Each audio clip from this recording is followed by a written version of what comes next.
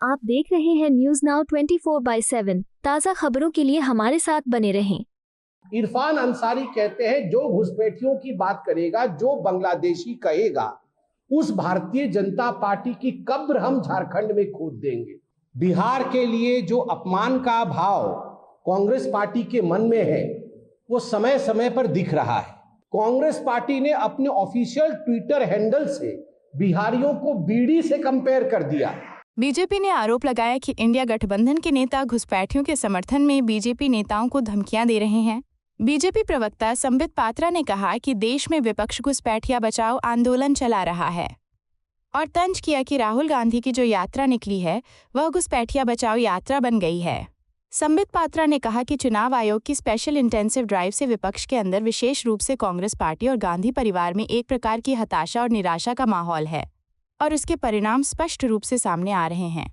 पात्रा ने कहा कि झारखंड के वरिष्ठ मंत्री इरफान अंसारी कहते हैं कि जो घुसपैठियों की बात करेगा, जो बांग्लादेशी कहेगा, भारतीय जनता पार्टी की कब्र हम झारखंड में खोद देंगे।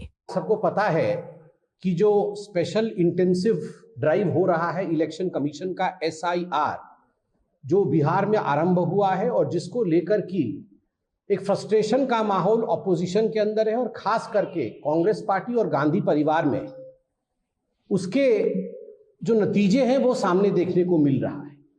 वास्तविक रूप में जो माननीय गृह मंत्री जी ने कहा है कि घुसपैठिया बचाओ आंदोलन यह विपक्ष कर रहा है, यह जो राहुल गांधी जी की एक यात्रा निकली है घुसपैठिया बचाओ यात्रा, उस यात्रा में स्वाभाविक रूप से भारतीय जनता पार्टी के कार्यकर्ताओं ने और समग्र देशवासियों ने ये माना है कि घुसपैठियों से देश को बचाना है। 15 अगस्त में प्रधानमंत्री श्री नरेंद्र मोदी ने भी कहा है, मोदी जी ने भी स्पष्ट रूप से कहा है कि देश में किसी भी कीमत पे घुसपैठियों से देश को बचाना है, ये देश की सुरक्षा का विषय है। मगर आप देखिए किस प्रकार की किलबिलाहट है ऑपोजिशन में। इरफान अंसारी जो कि झारखंड के वरिष्ठ मंत्री हैं, 2 बार के मंत्री हैं, इरफान अंसारी कहते हैं जो घुसपैठियों की बात करेगा, जो बांग्लादेशी कहेगा, उस भारतीय जनता पार्टी की कब्र हम झारखंड में खोद देंगे। सोचिए, देश को जो बचाने की कोशिश करेगा, देश की जो सुरक्षा की बात करेगा, देश में दूसरे घुस ना आए, देश के संसाधनों पर देश के ही नागरिकों का पहला अधिकार है, जो ये कहेगा उसको कब्र में दफना दिया जाएगा और महिमा मंडन उनका होगा जो कहेंगे बांग्लादेशियों का देश के संसाधनों पर पहला अधिकार है, उनका वो महिमा मंडन करेंगे। दूसरा, केवल इरफान अंसारी ही नहीं, झारखंड से बंगाल के मालदा के तृणमूल कांग्रेस के जिला अध्यक्ष जिनका नाम अब्दुल रहीम बख्शी है, अब्दुल रहीम बख्शी, उन्होंने भी धमकाया है। भारतीय जनता पार्टी के विधायक को धमकाते हुए कहा है यदि आप घुसपैठिए शब्द का प्रयोग करेंगे, यदि आप बांग्लादेशियों के खिलाफ कार्यवाही करेंगे तो आपके मुंह पे मैं तेजाब फेंकूंगा और आपके गले के अंदर तेजाब डाल दूंगा, आपकी बोलती बंद हो जाएगी। मैं बहुत ही संवेदनशीलता के साथ ये अपील करता हूं कि कलकत्ता के हाईकोर्ट का इसको सुओ मोटो कॉग्निजेंस लेना चाहिए। किसी के चेहरे पर तेजाब फेंकने की बात करना आज ये बहुत बड़ा दंडनीय अपराध है। कई बहनों ने यह घृणित कार्य अपने जीवन में देखा है, उनका जीवन बर्बाद हो गया है। और ऐसे में यदि एक पॉलिटिकल पार्टी का उच्च कद का नेता बंगाल के TMC से ये कहता है कि मैं खुलेआम कहता है सभा में कि मैं तेजाब चेहरे पर फेंकूंगा, तो मुझे लगता है कोर्ट का इसका संज्ञान लेना चाहिए और जेल के अंदर इस व्यक्ति को भेजना चाहिए। और आज मैं इसके साथ ही अशोक स्तंभ को लेकर के जिस तरीके से हुआ, उसके बाद सुप्रिया श्रीनेत ने जिस तरीके से कहा, बिहार के लोगों के बारे में क्या कहेंगे? देखिए, जिस प्रकार से भारत भूमि के उस विशिष्ट अंग जिन्होंने हमें ज्ञान दिया, जिन्होंने हमें संस्कार दिया, बिहार के लिए जो अपमान का भाव कांग्रेस पार्टी के मन में है वो समय समय पर दिख रहा है। सबसे पहले प्रधानमंत्री श्री नरेंद्र मोदी जी की माताश्री के लिए, दिवंगत माताश्री के लिए जिस प्रकार के अपमानजनक शब्दों का प्रयोग किया गया, उसके लिए तमाम बिहार की महिलाएं, माताएं सामने आई, उन्होंने बिहार बंद भी किया और इसके खिलाफ आवाज भी उठाई। तदोपरांत इससे कोई शिक्षा नहीं ली कांग्रेस पार्टी ने।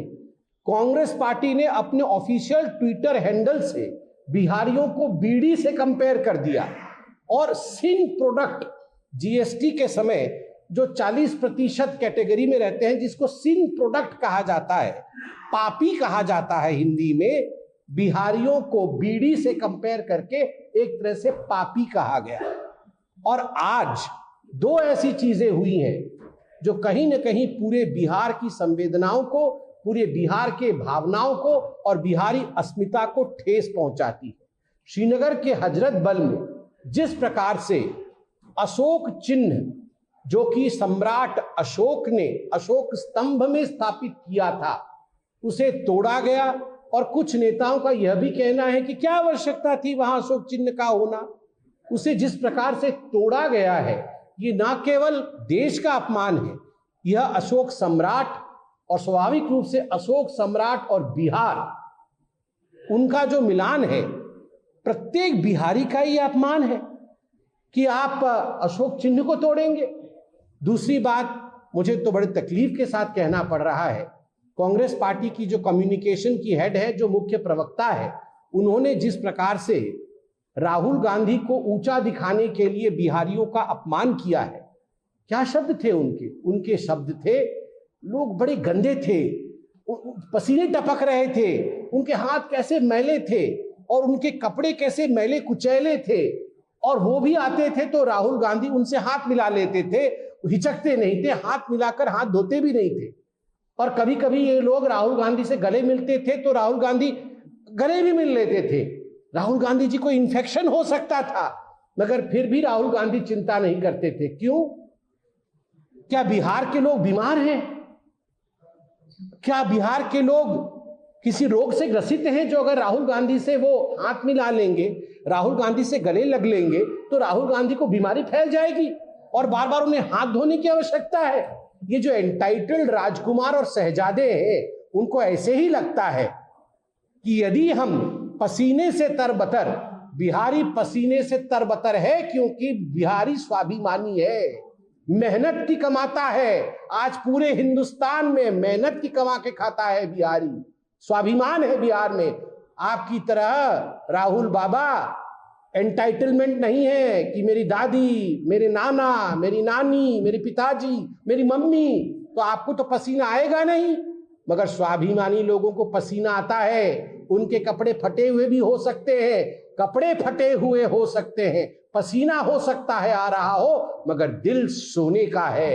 ये बिहारी है और उसको आप बीमार कह रहे हैं। राहुल गांधी, यही बिहारी आपको जवाब देगा और यही बिहारी आपको हरा के दिखाएगा कि आप वास्तविक रूप में केवल एक शहजादे हैं और बिहार को शहजादा नहीं चाहिए, काम करने वाला प्रधानमंत्री और काम करने वाला मुख्यमंत्री चाहिए। आपको यह वीडियो पसंद आया हो तो इसे लाइक करें, हमारे चैनल को सब्सक्राइब करें।